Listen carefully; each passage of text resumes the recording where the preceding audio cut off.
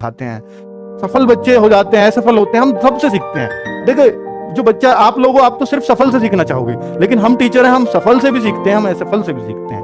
तो हमने बेटा ये सफलता के 5 मंत्र मैंने बनाए हैं कि उन बच्चों में क्या कॉमन था, वो भी शायद इतना बेहतर नहीं बता पाएंगे जितना मैं आपको बताऊंगा, ठीक है। ये मैंने उन सब से निचोड़ निकाला है। तो हर बच्चा कोई भी हो, एकांत की स्टडी जरूरी है, चाहे तो वो लाइब्रेरी में करो, चाहे वो घर के कोने में करो, लेकिन जब भी स्टडी करो एकांत में करो, ग्रुप में मत करना, याद रखना। ग्रुप होगा सिर्फ एंटरटेनमेंट के लिए, पढ़ाई हमेशा एकांत में होती है बच्चों, ठीक है, ये बात मेरी याद रखना। दूसरा मंत्र है बच्चों, ऑनलाइन पढ़ाई व सेल्फ स्टडी दोनों का तालमेल बहुत जरूरी है, क्योंकि अगर सिर्फ हम ऑनलाइन में फंस कर रह गए और लगातार हम 8-8, 10-10 घंटे, 11-11 घंटे सिर्फ मोबाइल पर देख रहे हैं, तो बेटा सिलेक्शन नहीं होगा।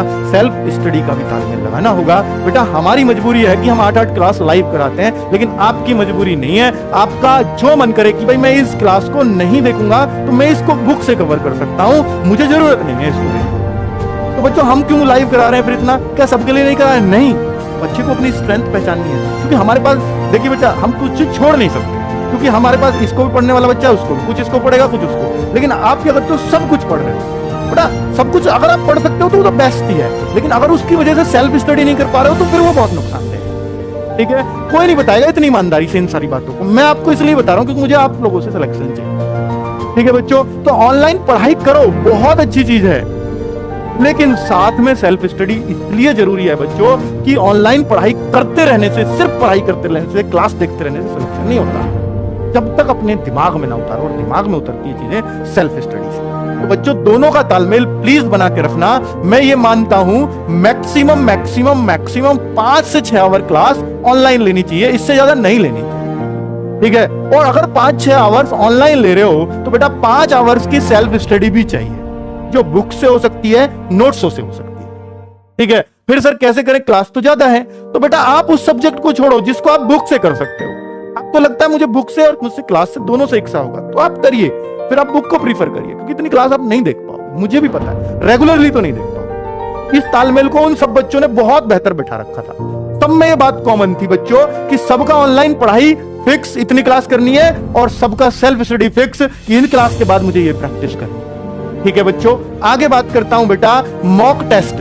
ये ऐसा कोई बच्चा नहीं था कल जो सिलेक्शन के बालक आए, सेलेक्ट होके जो दिल्ली पुलिस में जो आए हमसे बात करने मिलने, तो उनमें कोई ऐसा बच्चा नहीं था जिसने मॉक टेस्ट ना दिए हो, मेरे ना दिए हो, किसी और के दिए हो, पर दिए हो। मॉक टेस्ट के बिना सिलेक्शन संभव आजकल नहीं है ऑनलाइन की दुनिया में, है ना बच्चों। तो मॉक टेस्ट अगर आप वीकली देते हैं तो ये बहुत अच्छा है बच्चों, बहुत शानदार है। अब इतनी पढ़ाई तो आपने कर ली है कि वीकली मॉक टेस्ट दे सको, और वीकली मॉक टेस्ट में अगर आप शुरुआत में देना शुरू करते हो तो मैं कहता हूं बच्चों 150 अपना पहला टारगेट रखो कभी भी मॉक टेस्ट में। अगर 150 को अचीव, देखिए ऐसा होता है कई बार मेरे एक में 150 आ गए, बाकी में 130, फिर 130 पे आ गया, बेटा इससे डिमोटिवेट मत होना, वो अभी आपका लेवल 150 का बना ही नहीं है, क्योंकि जिस दिन बन जाएगा उस दिन आप 150 से नीचे आना बंद कर, इसलिए डिमोटिवेट मत होना। 130 का ही मेरा लेवल है, वो तो आ गए एक में 150, क्वेश्चन आसान रहे होंगे, लेकिन 150 का बनाओ। पहला टारगेट ये कि मैं लगातार 2-3 टेस्टों में 150 ले आया, तो आपका 150 का लेवल है।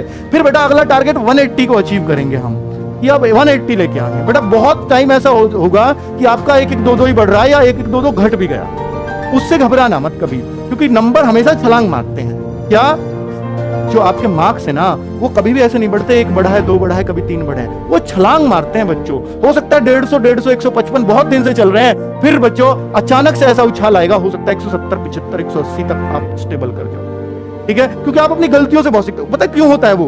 क्योंकि आप 150 जब ला रहे हो ना, तो आप आते हुए सवालों को बहुत ज्यादा गलत कर रहे हो, बहुत ज्यादा, थोड़ा और कम होंगे अगले मॉक टेस्ट में, फिर 150 आए, फिर लेकिन आते हुए चीजें कम गलत होनी शुरू हो जाएंगी। गलत तो 180 वाले के भी होंगे, 220 वाले के भी होंगे, आते हुए वो खत्म नहीं होते, लेकिन वो कम हो जाते हैं। जितनी गलतियां कम करोगे, आती हुई चीजों को गलत कम करोगे, तो बेटा नंबर बढ़ते चले जाएंगे। बस यही सीखना होता है मॉक टेस्ट से।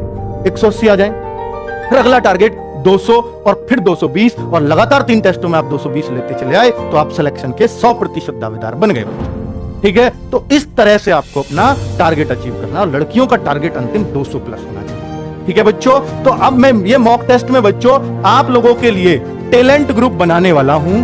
टैलेंट ग्रुप जैसे हमने यूपीएसआई में बनाए, ऐसे ही हम टैलेंट ग्रुप अब इस बार से मॉक टेस्ट में बनाएंगे। और बच्चों, उनको हम जरूर कुछ ना कुछ अच्छी चीज भी प्रोवाइड कराएंगे अपनी तरफ से, जो भी गिफ्ट हमारे लिए हमसे बनेगा। जैसे हमने यूपीएसआई वालों को तो फ्री मॉक टेस्ट दिए थे, पूरी टेस्ट सीरीज फ्री कर दी थी टैलेंट ग्रुप वालों के लिए। एक तो आप बच्चों पढ़ाई अपने लिए करो और फ्री हम बांटे फिर आपको, क्योंकि हमें भी होशियार बच्चों से खुशी होती है बच्चों। ठीक है, तो टैलेंट ग्रुप बनना शुरू होगा, उसमें हमारे सजेशंस भी आपको मिलेंगे साथ साथ। और ये ऐसा नहीं सिर्फ खाकी बैच वाले जो हमसे बैच में पढ़ रहे हैं उनके लिए नहीं, ओपन कंपटीशन चाहता हूं मैं इसको। कोई कहीं भी पढ़ रहा है, टेस्ट दीजिए आके, टैलेंट ग्रुप में शामिल हुई है। सब बच्चों से आपस में भी जानने का मौका मिलेगा ये बच्चा क्या करता है। उसमें हम होशियार बच्चों के कमेंट्स लेते हैं, वे आप कर क्या रहे हैं। ठीक है, तो लेकिन शामिल वही होगा जिसके अच्छे मौके, अच्छे मार्क्स आए। वो कितने पे होगा वो हम तय करेंगे अपने आप। ठीक है, तो अभी आपने 150, 180, 140 आ रहे हैं, नहीं, अभी आप उस लेवल को सेट करो कि टैलेंट ग्रुप में आप। ठीक है, पहला टारगेट तो यही होना चाहिए, मोटिवेशन है बस।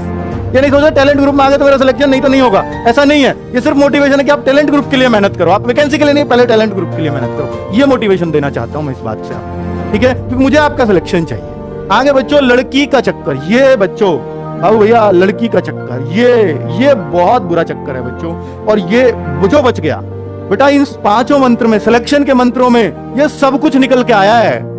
क्योंकि आपने देखा होगा अक्सर कमेंट्स में कि बच्चे लोग, किसी लड़की ने कमेंट कर दिया ना, तो उसका भैया, उसके हाय पूजा, हाय बबीता, हाय सीमा, हाय रीना। लेकिन अगर कोई पप्पू, कोई मतलब कोई और राहुल, कोई पंकज ऐसे कमेंट कर रहा तो उस पर नहीं होता हाय पंकज, हाय राहुल, नहीं, ये होता है लड़कियों का कमेंट है। तो निश्चित तौर पर आप करते हो इसलिए आपको हंसी आ रही है, जो हंस रहा है सब करते हैं, ये निश्चित तौर पर बात है। ठीक है बच्चों, तो ये चीज किसी में नहीं थी उनमें। अब किसी में हो भी, चलो मन चला, मैंने मान लिया, लेकिन उसने अपनी पढ़ाई से नहीं हटने दिया, ध्यान इस पर रहा।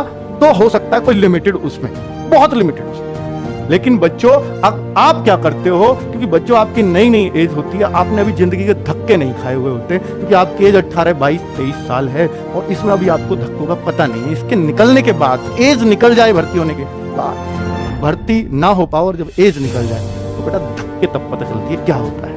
ठीक है, तो मैं आपसे कहूंगा कि बेटा ये पूछना बंद कर दो आपका। देखिए लड़कियां भी, मतलब फिर ऐसा होता है कि हाय पूजा उसने बोल दिया हाय राहुल, इतने में तो राहुल बेटा फिर रोज पूजा को ढूंढेगा कमेंट में, ये निश्चित बात है। ठीक है, वो रोज ढूंढेगा कहां गई पूजा, और पूजा ने हाय राहुल कह के उस राहुल की जिंदगी तबाह कर दी। मैं उस पूजा से भी कहना चाहूंगा, तो आप प्लीज लड़कों को ये हाय वाय ना बोलें, वरना उसने एक पोस्ट तो आपने वैसे ही काम करवा दी है ना, वो कहीं बेचारा लगा जाता, लेकिन आपने उसको खत्म करवा दिया। तो बच्चों, ये मैं निश्चित तौर पे कह रहा हूं कि ये चीजें ना आपको खत्म ही करनी पड़ेंगी, तभी सिलेक्शन होगा। क्योंकि अगर हाय के बाद अगर हाय जवाब आ जाता है ना, तो अगला पॉइंट ये होगा, हम भी लाइव कमेंट पढ़ते हैं कि आप कहां से हो। अगला ये होता है, अगर पूजा ने हाय राहुल बोल दिया तो राहुल का अगला सबका कॉमन है कि पूजा आप कहां से हो। उसने बता दिया कि मैं गाजियाबाद से हूं। अच्छा, आप किसकी तैयारी कर रहे हो? अरे यार, यूपी पुलिस की क्लास देख रही है वो, IAS की तैयारी थोड़ी ना कर रही है भाई। मतलब ये बात चलाने की बात है। ठीक है, और क्या क्या पढ़ रही हो? मैं तो ये पढ़ रहा हूं, इससे होगा क्या? मास्टर बता रहा है ये पढ़ लो, वो पढ़ लो, पूजा से पूछना है आपको भाई, इससे नहीं होगा। इन बातों को बेटा सीरियस लो, बहुत मन से कह रहा हूं इन सारी बातों को। लेकिन आपको ये चीजें नहीं आती है समझ में, ये तब आती है जब आपका वो भर्ती निकल जाती है। जब आप सोचते होगे कि जो 49,000 में और 41,000 में भर्ती नहीं हुआ, 90,000 कांस्टेबल एक साथ निकाले, उनमें भर्ती नहीं हुआ, तो सोचता होगा ना कि मेरी ये कमियां रही थी, मैं करता था ये चीजें। वास्तव में चलो, जब तो इतना ऑनलाइन का दौर नहीं था, अब तो बहुत ज्यादा, और सारा बच्चा बावला बना पड़ा है इसी चक्कर में कमेंट्स के में। होशियार बच्चा, जो सीरियस बच्चा है, जो सिलेक्शन लेने वाला बच्चा है, वो कमेंट से दूर रहता है अधिकतर, ये याद रखना बच्चों। ठीक है, डेडिकेशन ये तो अद्भुत मिलता है सिलेक्शन वाले बच्चों में, डेडिकेशन तो अद्भुत मिलेगा। चाहे कितना भी हाय पूजा, हाय सरिता, हाय राहुल कुछ भी हो जाए, वो अपने लक्ष्य से नहीं भटकता, उसको हमेशा याद रहेगा कि वही ना, पहले यूपी पुलिस बाद में होती रहेगी, देखी जाएगी। ये तो बस ऐसे ही पूछ लिया मैंने बेटा, वो जो चीज है ना, वो डेडिकेशन नहीं छूटना चाहिए किसी भी परिस्थिति में। भर्ती लेट होती है तो हो जाए, मुझे अपनी सीट लेनी है, मैं पढ़ता रहूंगा, कोई भटकाने वाली आए या कोई भटकाने वाला आए, कोई दिक्कत नहीं, भटक लूंगा पर